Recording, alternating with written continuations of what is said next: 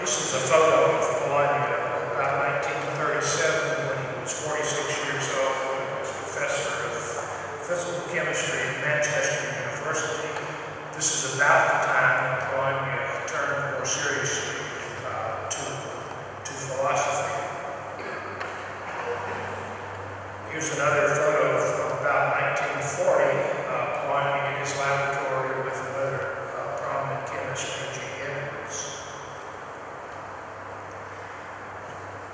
I think the description for this workshop included some biographical details about Polanyi's life, and although I don't understand Portuguese, I can tell that Eduardo did also treat some biographical details. However, I think it's probably worth our while to touch a few points about Polanyi's life, because in many ways I think Polanyi's philosophy arises from his life or from his life experience. He's born in 1891, the fifth of six children in a prosperous secular Jewish family in Budapest. And at this time, Jews were reasonably well assimilated in Budapest society. Polanyi received a superb early education in humanities as well as science. As I think Eduardo pointed out, his family's prosperity declined after his father's bankruptcy in 1900 and his death in 1905. Polanyi began his study of medicine at the University of Budapest in 1908, and although he was studying medicine through the influence of one of his professors, he became deeply interested in physical chemistry. In the summer of 1912 and again in parts of 1913 and 1914, Polanyi left Hungary to study physical chemistry at a prestigious institute in Karlsruhe, Germany. And he wrote a paper after some of this study, and one of his Budapest professors sent the paper to Einstein, who approved it, and the paper was quickly published. And as Polanyi humorously put matters, this early experience, bang, I was created a scientist.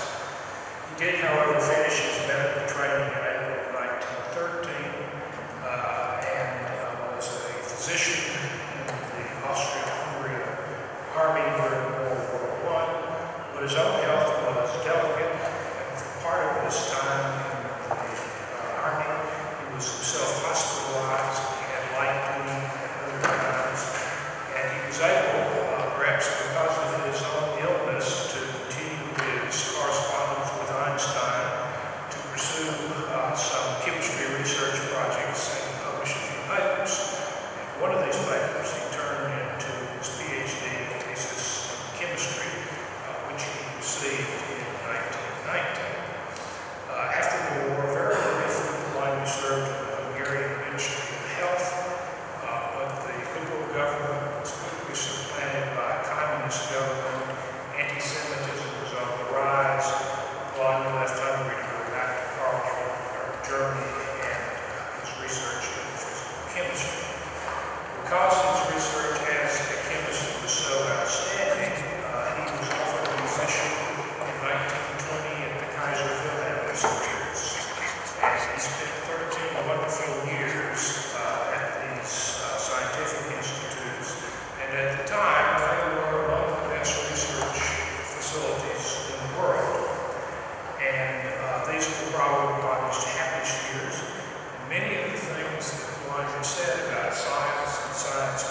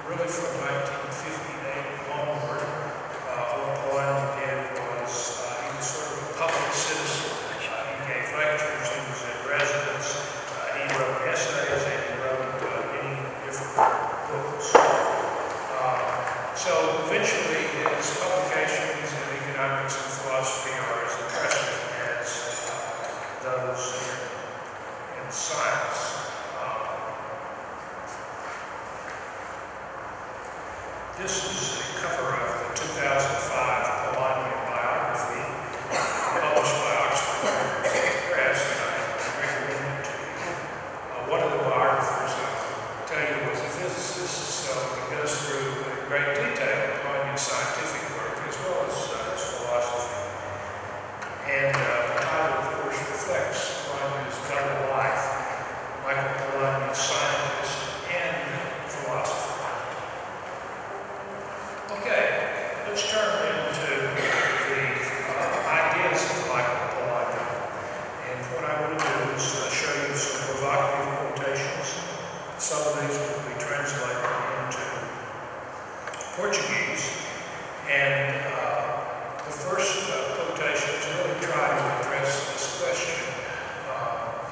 What are the basic social and cultural requirements necessary for the scientific enterprise of modern culture to flourish? That's the basic question. And here's the first quotation. I'll read in English.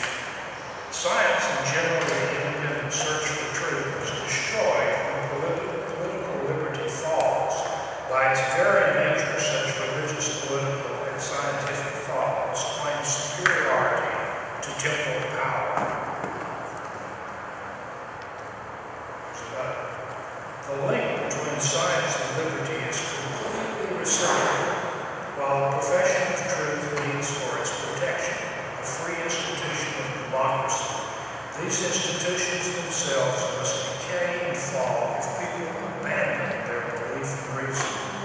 The idea of liberty derives its strength from many roots, but among these there is one most vital, the belief that men can reach a better understanding by free discussion, that in fact society can be continuously improved if public life is steadily guided by reason and controversy.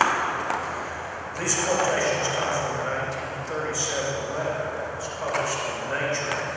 Polanyi wrote the letter just after he returned from an International Scientific Congress in Paris, where everyone who attended the meeting was very mindful that many things don't balance with the rise of the Third Reich. The quotation shows that Polanyi contended that science and a society guided by science must believe in truth, be committed to an independent search for truth, and that such a search requires political liberty. But the independent search for truth will and should yield what Polanyi calls reason controversy, which is the vehicle through which knowledge grows and society takes steps forward. So it's those four elements which I think Polanyi wants to emphasize.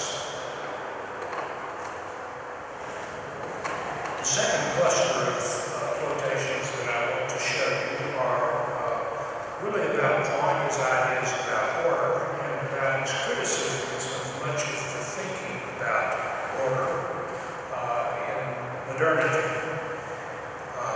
Polanyi sometimes made his point by sharply contrasting what he called planning and supervision. Also noteworthy is Polanyi's emphasis upon what he calls spontaneous or dynamic orders in society. So here are quotations first about planning, and then about the alternative to planning, which Polanyi calls supervision. The essence of planning is the absorption of the actions held under control by a single comprehensive scheme imposed from above.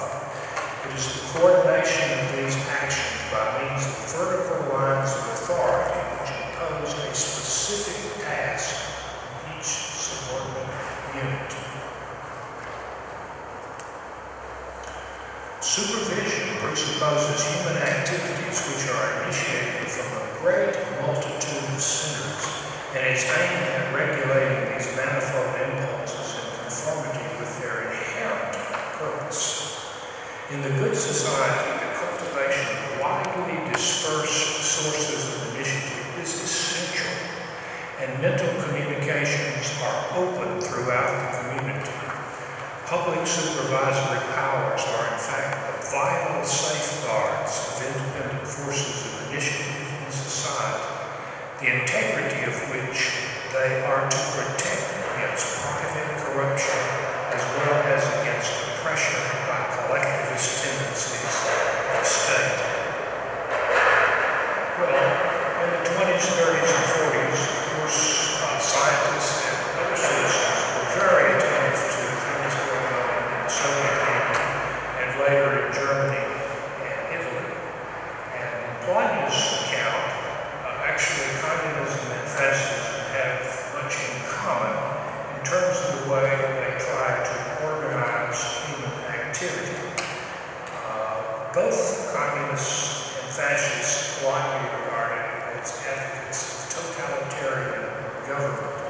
In fact, Polanyi thought that even in Britain, there was far too much sympathy for tendencies in totalitarian government, particularly tendencies which he associated with what he called planning. Planning, of course, is an approach to organizing society that presumes human beings, and particularly governments, can comprehensively anticipate and control the future in a complex, dynamic environment. Now, let me add that Polanyi did, in this period, want to distinguish pure scientific research from applied research. Applied research, of course, aims at achieving certain ends and is directly tied to economic factors. That is not the case with what Polanyi called pure scientific research. And Polanyi strongly resisted the movement in Britain to centralize research, to move to what was called planned science. Polanyi, of course, countered the emphasis on planning with his emphasis on what he called supervision. Supervision he saw as a long-used social strategy for cultivating traditional skills as well as innovation and change. Polanyi argued that the good society must cultivate widely dispersed sources of initiative through what he called public supervision rather than planning. Public supervision is not top-down, vertically directed, but is horizontal or laterally oriented. Public supervision relies on open communication and guards against corruption. Public supervision allows traditions to shape practices and be reformed by the public conversation, using the controversy of practitioners.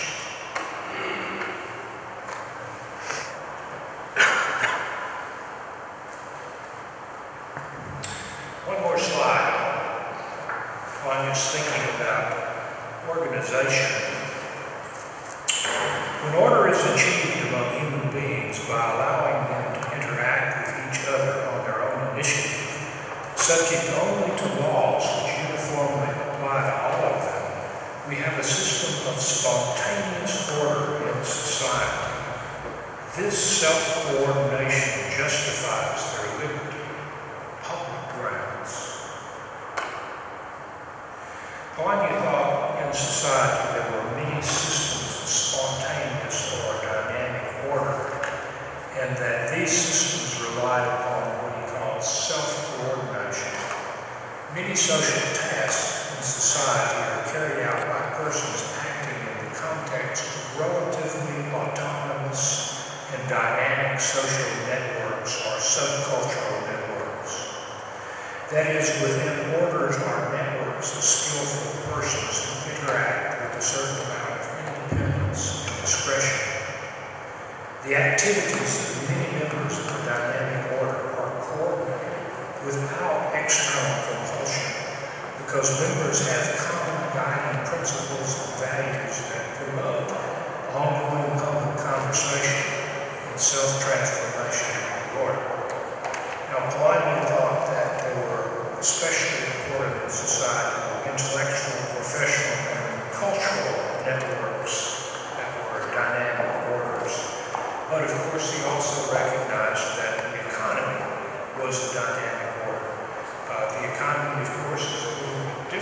than the kind of intellectual dynamic orders that Polanyi thought most important for society, that is, intellectual orders like science and the law.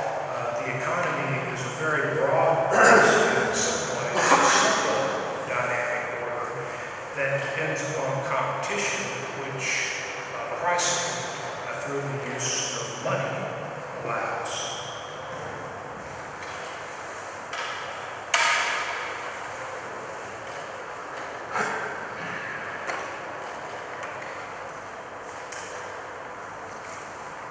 The third cluster of things that I'd like to briefly comment upon are what could be called the problems of the modern mind. Polanyi was convinced that modern thought tended to be unbalanced. It was the union of an extraordinary skepticism and great moral passion that Polanyi thought was extremely dangerous in modern society, and that a flourishing scientific society requires correction of the disposition of the modern mind. So here's a couple of quotations. A new destructive skepticism is linked in the modern world to a new passionate social conscience. An utter disbelief in the spirit of man is coupled with extravagant moral demands. Many shattering blows to the modern world have been delivered by the chisel of skepticism driven by the hammer of social passion. Very colorful. And here's another. Why were the great social passions of our time turned into violent and destructive channels? The answer can only be that there was no other channel available to them. A radical skepticism had destroyed popular belief in the reality of justice and reason. It had stamped these ideas as mere superstructures, as out-of-date ideologies of a bourgeois age, with screens for selfish interests hiding behind them, and indeed as sources of confusion and weakness for anyone who would trust them. So, in Polanyi's account, modern people are plagued with what we call excess of moral passion. Modern society began to acquire this excess of moral passion after the French Revolution. That moral passion is yoked with an extraordinary skepticism, according to Polanyi. We modern people take pride in how skeptical we are, and we regard skepticism or doubt as the key to pursuing the truth. What Polanyi argues is that it is not universal skepticism or doubt, but belief that is the key to the development of knowledge and progress. Skepticism and moral passion have undercut the belief in the reality of key social values such as the existence of independent truth, the importance of reason to controversy, the acceptance of ideals such as compassion and justice. These traditional social values that undergirded earlier society have been dismissed in modern society in favor of other values. Modern people tend to locate ultimate reality in such forces as power, economic interest, subconscious desires. Polanyi recommended we must cool the modern mind, which has come to overvalue things tangible. He insisted we must overcome our tendency to allow the chisel of skepticism to be hammered by our moral passions in a way that destroys the fabric of public and private life. Okay, the fourth cluster of things that I want to talk about briefly is Polanyi's ideas about reconceiving knowing and scientific knowledge and the scientific enterprise very generally. last set of slides, quotations about the problems of the modern mind, in some ways suggest why we thought that science needed to be reconceived. Essentially, Polanyi turns to these broader questions about the nature of science, scientific knowledge, the process of scientific discovery, and more generally the nature of knowing in the 40s. And he did this because he thought the standard story about science, promulgated by positivistic philosophy, was simply false. It was misleading. It encouraged the kind of extraordinary skepticism that he found was a part of the modern mind. So what Polanyi did was he turned to the project of reconceiving science. And for Polanyi, discovery is the absolute center of science, and science is in some ways akin to ordinary perception, sort of specialized version of that. And the gifted scientist, or any scientist, must be a person who acquires skills. So I have several quotations here, and I'm going to skip some in the interest of time. Tacit asset intellectual passions, the sharing of the gain of a cultural heritage, affiliation to a like-minded community, such are the impulses which shape our vision of the nature of things, on which we rely for our mastery of things. No intelligence, however critical or original, can operate outside such a fiduciary framework.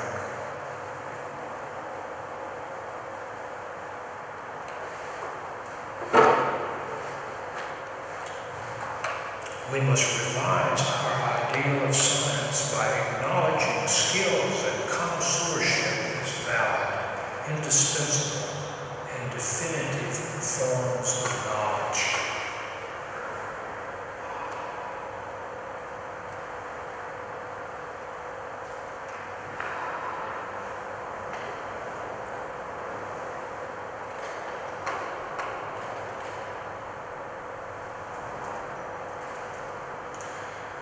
I regard knowing as an active comprehension of things known, an action performed by subordinating a set of particulars as clues or tools to the shaping of a skillful achievement, whether practical or theoretical.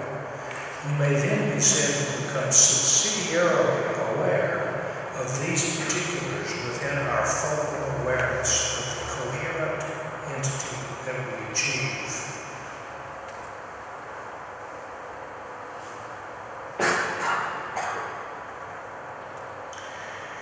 Human knowledge is of two kinds.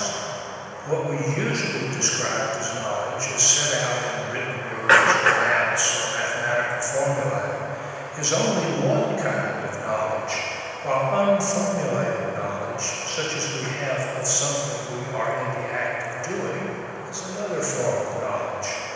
We call the first kind explicit knowledge, and the second tacit knowledge. Skip the second half of that.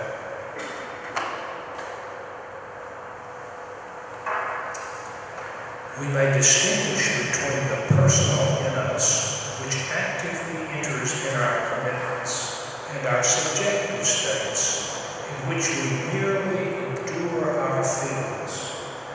This distinction establishes the conception of the personal, which is neither subjective nor objective, insofar as the personal submits to requirements acknowledged by itself as independent of itself. It is not subjective, but insofar as it is an action guided by individual passions, it is not objective either. It transcends the distinction between subjective and objective. These quotations suggest the way Polanyi reconceived non-science and scientific practices and more generally the human process of knowing, rather than focusing on so-called objectivity and impersonality of scientific knowledge.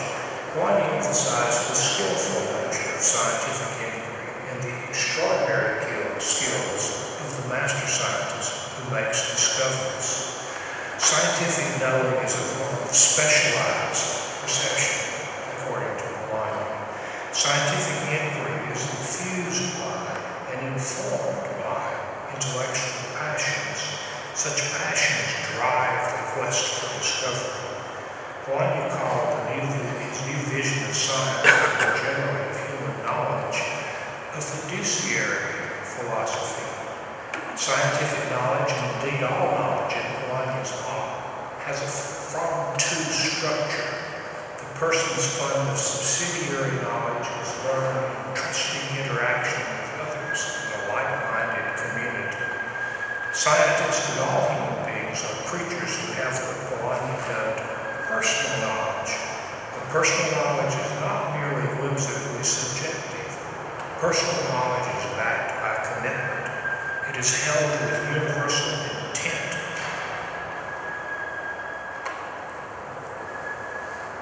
Okay, the last couple of quotations I'll try to sort of pull this together a little bit.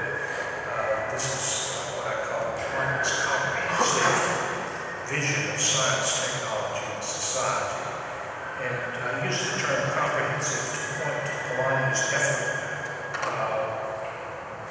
to project a unified and harmonious vision of the way the scientific enterprise works in social life.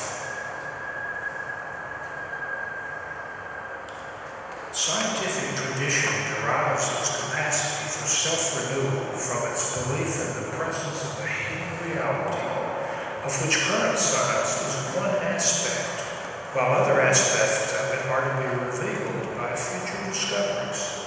Any tradition fostering the progress of thought must have this intention, to teach its current ideas as stages leading on to unknown truths, which when discovered might descend from the very teaching which engendered them. Such a tradition assures the independence of its followers by transmitting the conviction that thought has intrinsic powers to be evoked in men's minds by intimations of hidden truths.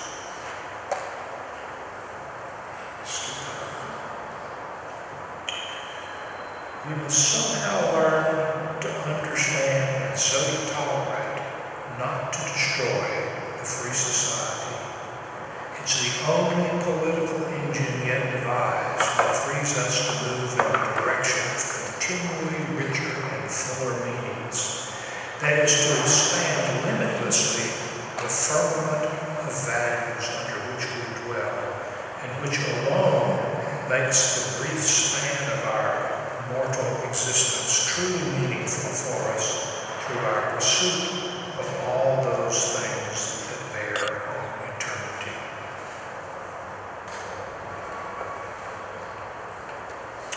The whole purpose of society lies in enabling its members to pursue their transcendent obligations, particularly to truth, justice, and charity. The advancement of economic well-being therefore seems not to be the real purpose of society, but rather a secondary task, given to it as an opportunity to fulfill its true aims in the spiritual field. And the last quotation. It is the image of humanity immersed in potential thought that I find revealing for the problems of our day. It rids us of the absurdity of absolute self-determination. It offers each of us the chance of creative originality within the fragmentary area which circumscribes our calling. It provides us with the metaphysical grounds and the organizing principles of a society of explorers. Polanyi argued that scientists make contact with reality, but reality, Polanyi suggested, remains always partially hidden. Current scientific discoveries appeal to future discoveries as that which will reveal more richly what scientists now only fail to recognize. Tradition is taught for the very purpose of reforming tradition, as scientists see more deeply into the nature of reality. Despite his optimism about the human prospect, and particularly the prospect of science, Polanyi was a thinker who warned that many currents in modern culture have borne bitter fruit in his lifetime. Violence and destruction were notable in the last century. Polanyi thought our potential for violence and destruction can only be corrected by reforming our images of ourselves and our activities as creatures who know and refashion the world around us. Polanyi recommended that we have modest expectations about our ability to transform society to create a better world. But the image that Polanyi leaves us with in this last quotation seems to me a fitting summary of his hope for humanity and properly shaped by a deep understanding of the scientific enterprise. Polanyi is calling for a society of explorers, and such a society is a place in which thought grows through the creative efforts of persons who develop their potential